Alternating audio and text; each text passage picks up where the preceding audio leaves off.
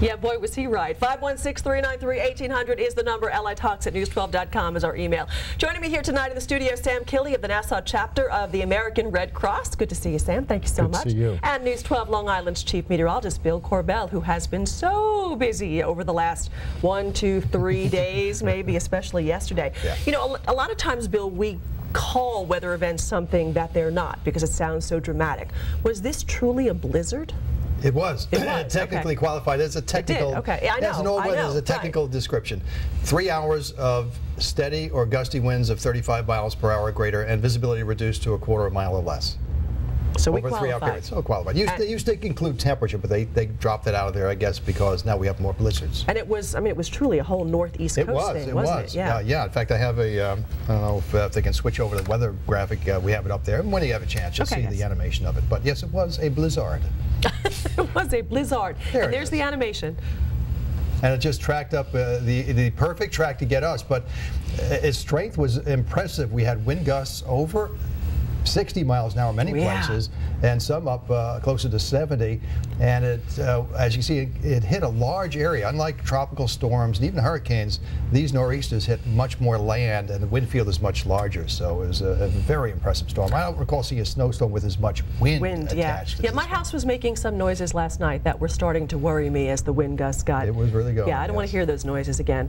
This was a nor'easter, yes? Sure. Okay, so we talked a lot about the wind and the snow totals, but there was some coastal erosion with this, wasn't there? Well, when the wind is blowing 60 miles an hour over the ocean, you get big waves, and they hit the south shore. And also, the winds tend to blow the water into the sound. I don't know how the flooding was in the north shore, but Bayville is certainly one of those areas that may have gotten some flood from this. So yeah, it gave us the whole punch. You had the wind, you had the snow accumulation, and you had the coastal problem. So did this hit us exactly as the weather guys expected it to? You know, it was funny because there were hints of a big storm as early in the week. I remember. Then the computers were shifting around. Yes, it would. No, it wouldn't. So we kind of rode the line, chance of snow Sunday into Sunday night.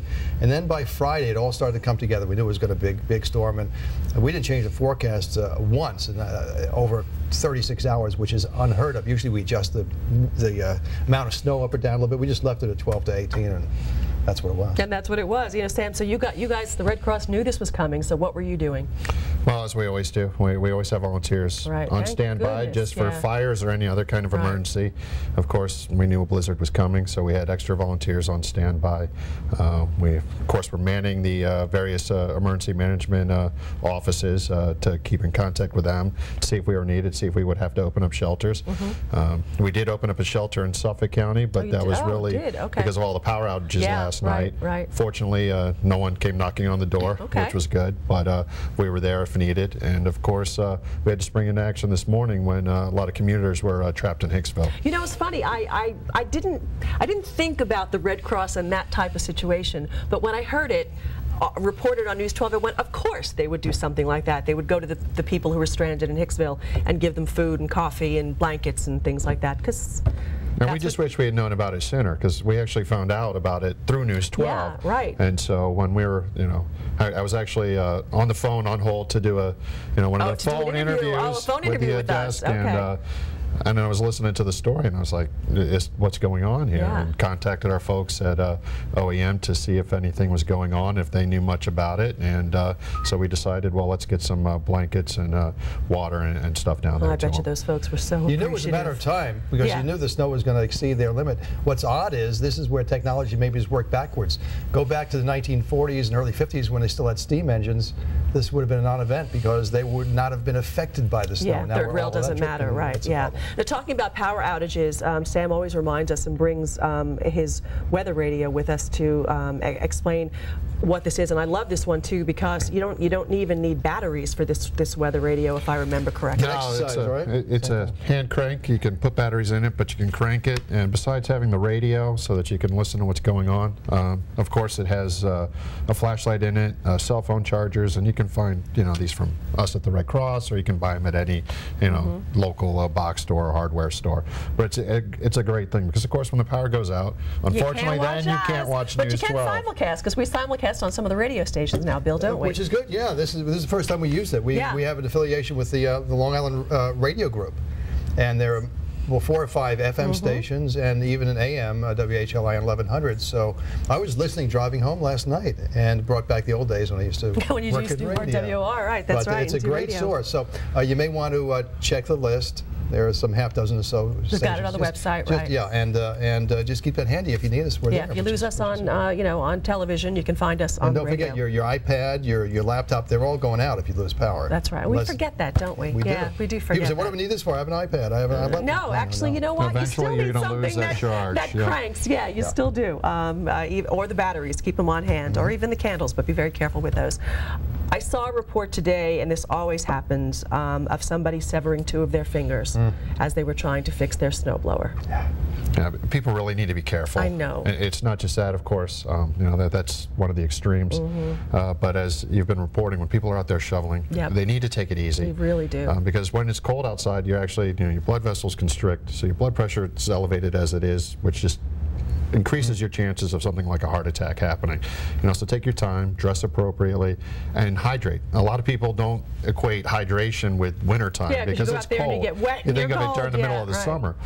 But water is a vital part of your body chemistry, and to help regulate your body and to stay healthy, you need water. So even when it's cold outside, you might even want to drink more water when it's cold outside. And in cold like this too, we've also heard doctors warn about the possibility of frostbite. You know, some folks sometimes take their gloves off when they get wet when they're shoveling, and then you have to worry about that. So you really got to take care of this don't rush it. Don't rush it. Well, you know, you want to get your driveway clear.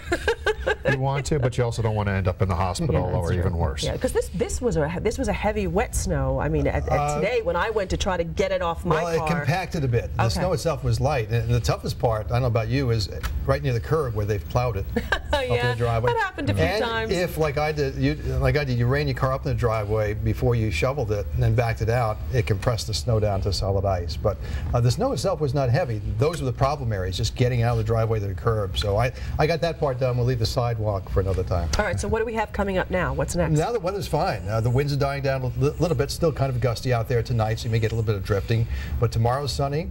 Wednesday is sunny, Thursday is sunny, Friday is sunny, and by Friday we're looking at low 40s. Oh, so we're going to have a lot of melting, and it's really going to be wet. Melting, and then rephrasing at night, which is it going to? We're going to have some black ice situations tonight. Almost every night you're going to see in patches where it melted, where it's not treated with salt or something. You will rephrase it, but. Is this one of the earliest blizzards we've had? Because I mean, winter just started, Bill. Oddly enough, a year ago we had one on the just 2 days before the first day of winter. It's amazing how I put that out of my mind. It wasn't as windy, but the snow was actually a little bit more. All right, but I've heard this is like one of the top 10 we've had. We've had more. This is interesting. We've had more big storms in the last decade than in the previous 3 decades. More winter storms, more big snowstorms, which is kind of an odd little cycle. And on this island of ours, did East do better than West, or did West do better than East? The very East end didn't get a lot. Montauk had 4 or 5 inches. They were limited by some sleet and some breaks. Orient didn't have much, but once you got into South Hold and West, you had about 8, 9 inches, and most of the island average probably west of River had about 15 inches. 14, all right, 15. And the winter has just started. Yes, it has. So what's next for the travel situation for commuters on the trains and the roads? We know we had a lot of problems there. We're going to find out next from the people who know.